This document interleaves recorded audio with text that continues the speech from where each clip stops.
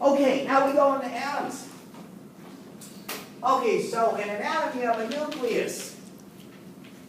And you have electrons. Equal number, at least in neutral atom, equal number of electrons as you have protons. But electrons cannot be anywhere around the nucleus.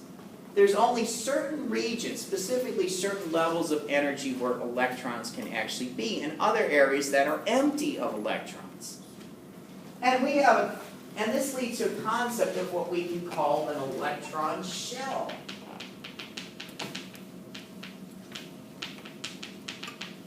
An electron shell is a region or a level of energy around a particular atom where electrons can exist, and outside of those regions you can't find electrons there. Now for those that are more chemically inclined, an electron shell is a collection of what are known as electron orbitals.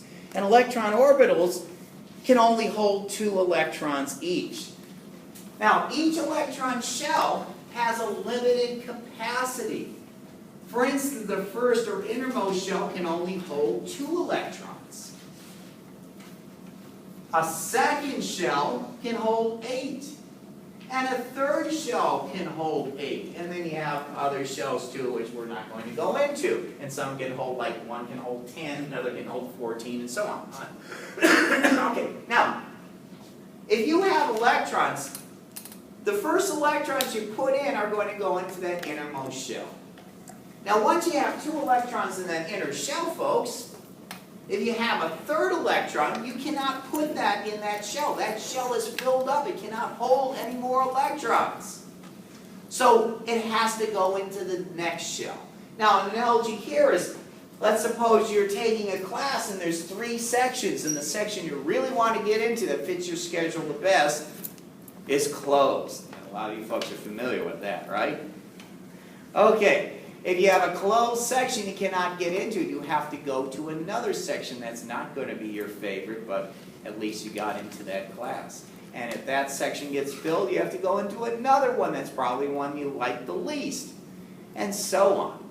Same thing with electron shells. Now electron shells, going back to the orbitals and stuff, your first shell has just what we call the 1s orbital that can only hold 2. The second shell, you've got the 2s orbital, 2 plus 3 of the 2p orbitals for 2 each, that gives you 8, and so on. Okay, so that's for the more chemically inclined. We don't have to worry about that. We'll just stick with the electron shell concept. Okay. Now what we're going to do is build this thing that you've almost certainly seen many times before, but we're going to do it from a slightly different pathway. Let's start out with the simplest atom, hydrogen. 1 proton in the nucleus, 1 electron. Now this shell can only hold 2 electrons. Over here we're going to put element number 2, helium, which has 2 protons and 2 electrons. And that shell is filled up. Element number 3 is lithium. Lithium has 3 protons. We need 3 electrons in it. So lithium, you've got a filled inner shell. I'll put the electrons for this one. That shell can hold 2, but we have a third electron. We cannot fit it in that first shell. We have to put it in the second shell. That shell can hold up to 8. Beryllium next. 2 and 2 in that next shell. Boron, boric acid to get rid of your roaches, 20-butene borax, whatever. Okay, it's got filled inner shell, 3 electrons in that next shell. Now we start going in the biological realm. Carbon. Carbon's got that filled inner shell and 4 electrons in its outer shell. And then nitrogen with 5. 3, 4, 5. And then oxygen with 6 electrons in its outer shell, because we have 8 protons, 4, 5, 6. And then the evil fluorine. Fluorine has 7 electrons in that outer shell. 1, 2, 3, 4, 5, 6, 7. And finally we go to the next element, which happens to be neon. Neon has another filled shell. Its outer shell has 8 electrons, and that can hold 8 electrons. 6, 7, 8. Okay. Continuing on. Sodium. Or, not sodium, sorry, potassium. No, it is sodium. Ow. Jeez. It's not good. Okay, sodium. Okay, sodium has an inner shell filled with 2, next shell filled with 8, and then a single lone electron in that outer shell. Aluminum out here, we don't have to worry about that, but we've got 2 electrons in that outer shell.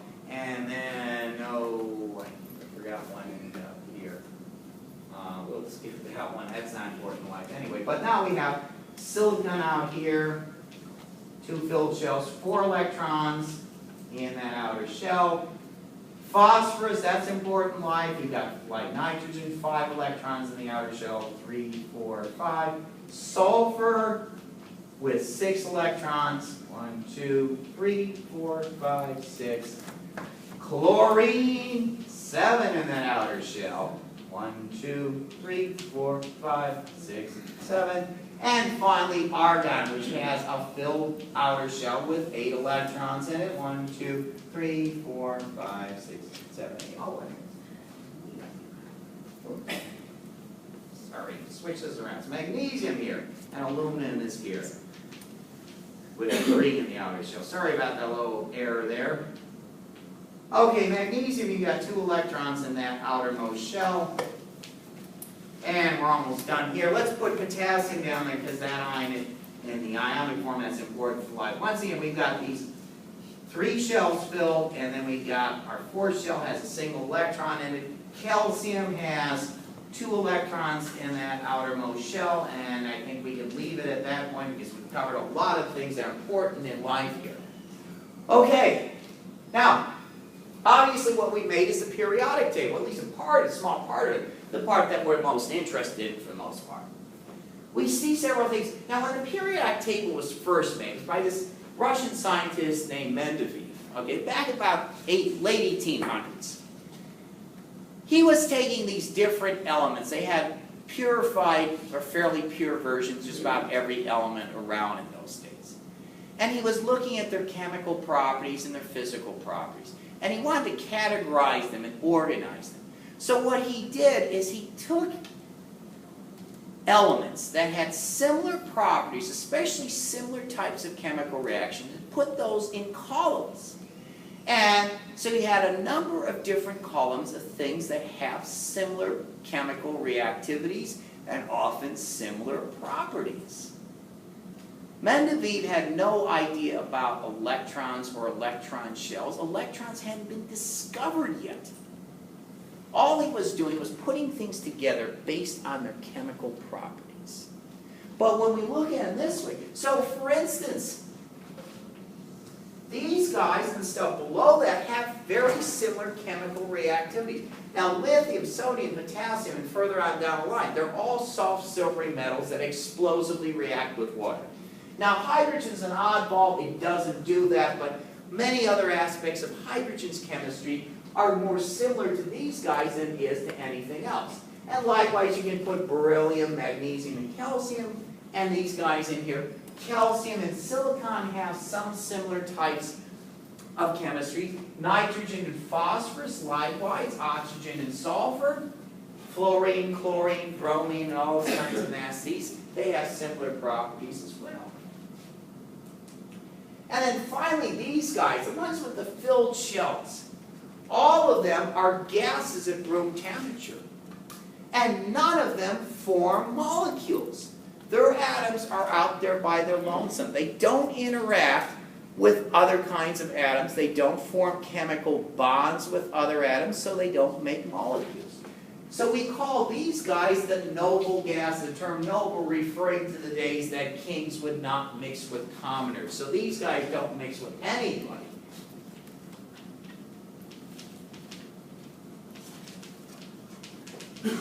Okay, so these guys are unreactive. Now notice what we have here. Unreactive noble gases have filled outer electron shells. that says something important. That says something that those electron shells must play, that outermost electron shell must play a great deal in how these different elements react. Now, likewise, let's take a look at these guys. Fluorine, chlorine, we could go down. I'm not going to draw electron shells on that, but bromine. All of those guys like to react with hydrogen, with lithium, with sodium, with potassium, so on. So you can get sodium chloride, sodium chloride, table salt, potassium chloride, salt substitute, and death penalty. That's what they use, potassium chloride. Sodium fluoride, brush your teeth with it, but don't gulp down the toothpaste because sodium fluoride is toxic. It is. By the way, anybody that has kids, keep them away from fluoride toothpaste. There's enough fluoride in that in a tube of toothpaste. That kid eats it, he could be seriously ill. He can be quite in danger. If he does, take him down the ER right away because it is quite toxic. Yeah, I'm not kidding. It's toxic. Okay. All right. Now we could also take hydrogen chloride dissolved in water is what we call hydrochloric acid. So you see here the chemistries, all the guys here like to react with these guys with 7 outer electrons. We also get a lot of reaction between these guys with 2 outer electrons and these ones with 7. So you can get calcium chloride, rock salt, calcium fluoride, I think that's a mineral calcite, if I recall. It's a common mineral found in rocks and things like that. Carbon and silicon have a lot of similar reactions. So for instance, carbon will attach to 2 oxygen atoms to make carbon dioxide. Silicon does the same thing to make silicon dioxide, which is not a gas, of course. It's a mineral. Quartz is silicon dioxide. Glass is silicon dioxide. It's not a gas at room temperature, but similar kinds of chemistry. So, Mendenby put these things together. What it's telling us a very important point here. All those chemical properties seem to depend largely on one factor, and one thing alone. Is it okay if I erase this periodic table and I build it? Oh, and go in there. I got to carry it back now. Oh, well. Okay.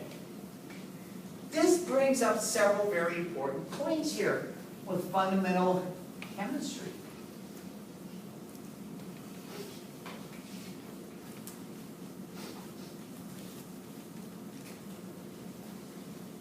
Okay, point 1.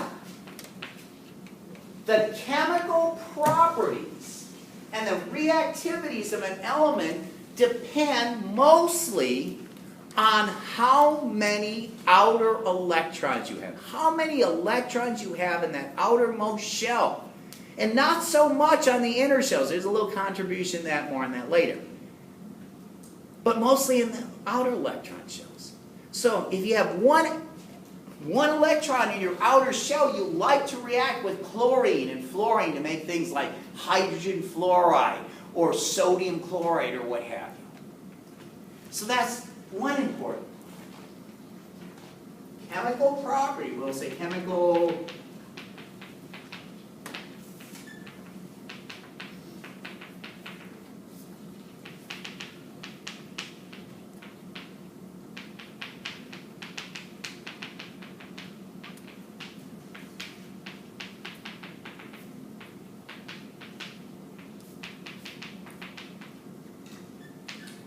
depends on the number of electrons in the outermost electron shell. Not so much in the inner shell. Those do have some effect and modulate the properties a little bit. We'll see more on that later. But they don't actually participate in chemical reactions, but they can do some. They can moderate things in one way or another. So it's the outermost electron shell. It doesn't matter how many inner shells you have filled up down underneath the hood. It matters how many outer electrons you have. So something like cesium, which is a very heavy element that has a single electron in the outer shell. It's got like 5 or 6 shells inside. But it has the same basic kind of reactions that you see. You can make cesium chloride as easily as you can make hydrogen chloride. So the outermost electrons really define the bulk properties of a given atom or a given element. In fact, we call that outermost shell the valence electron shell.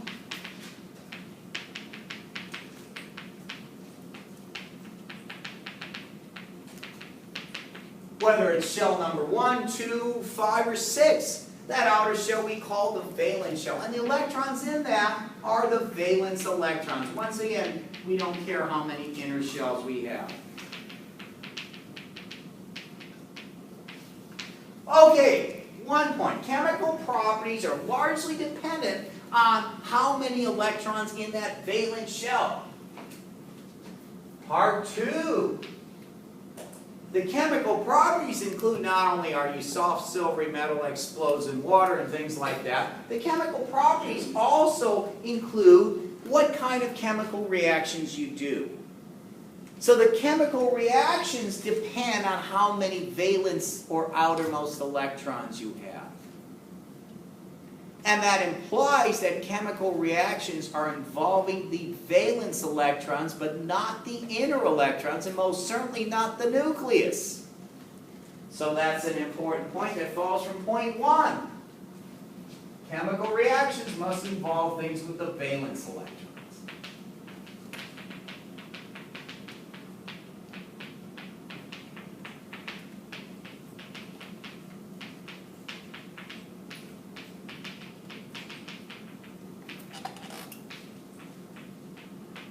Okay, that's point number 2. Now point number 3. We notice those guys with the filled outer electron shells, the noble gases, they don't engage in chemical reactions. I'll have to admit, in extremely rare and extreme circumstances, somebody got a Nobel Prize for this work, actually managed to get argon, a noble gas, to make some kind of molecule. He got a Nobel Prize for that work. He also almost blew his hand off because the stuff was so unstable it exploded in his little metal container and tore it apart. He got a Nobel Prize. Unfortunately, he didn't lose his hand. So under extreme circumstances, once in a while he coaxed the heavier noble gases to react. But that's extremely rare. We don't have to worry about that. But anyway.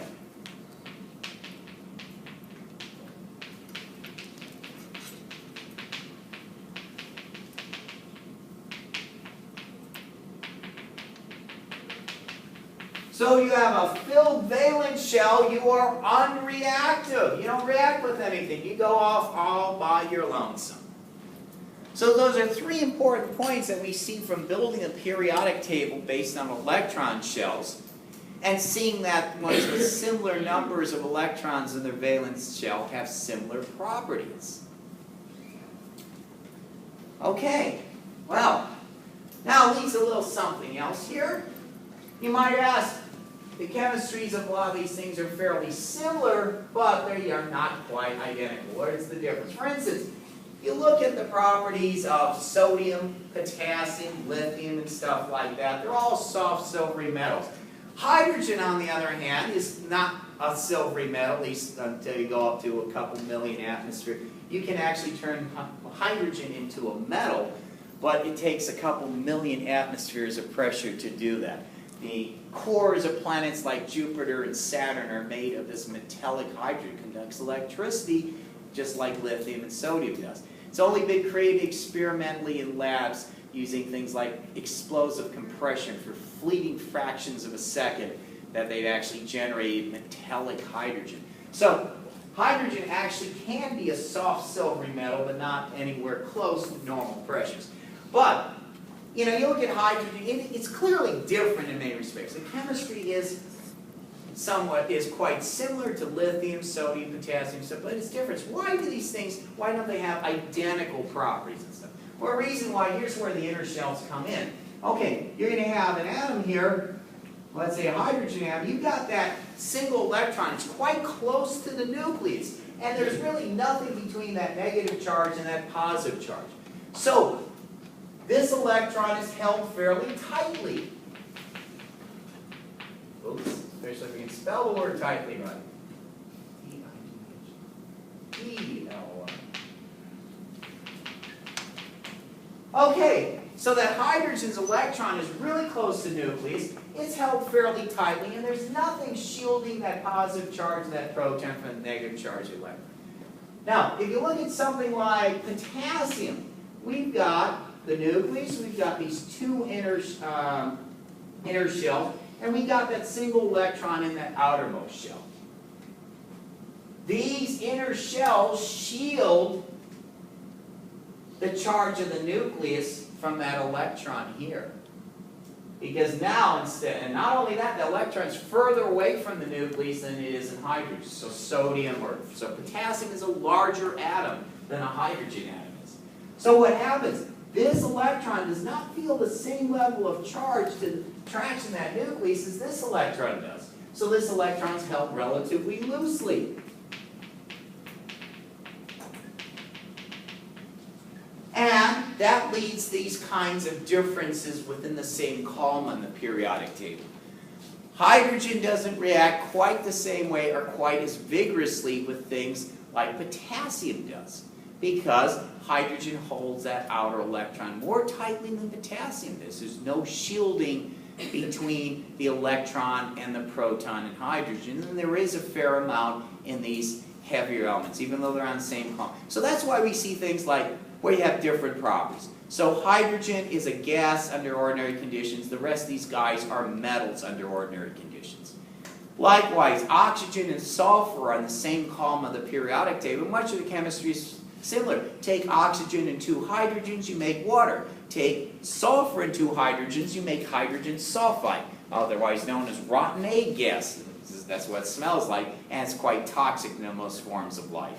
There's some microorganisms that actually use that as an energy source, but not us.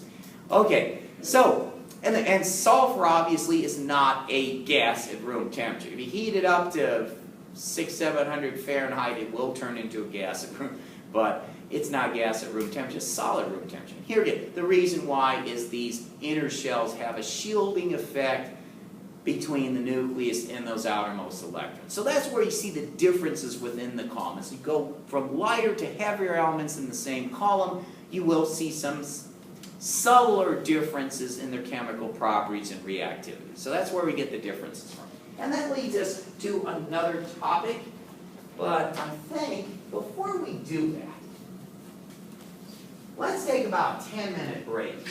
We're going to take a 10-minute break because we've been talking here for quite a while.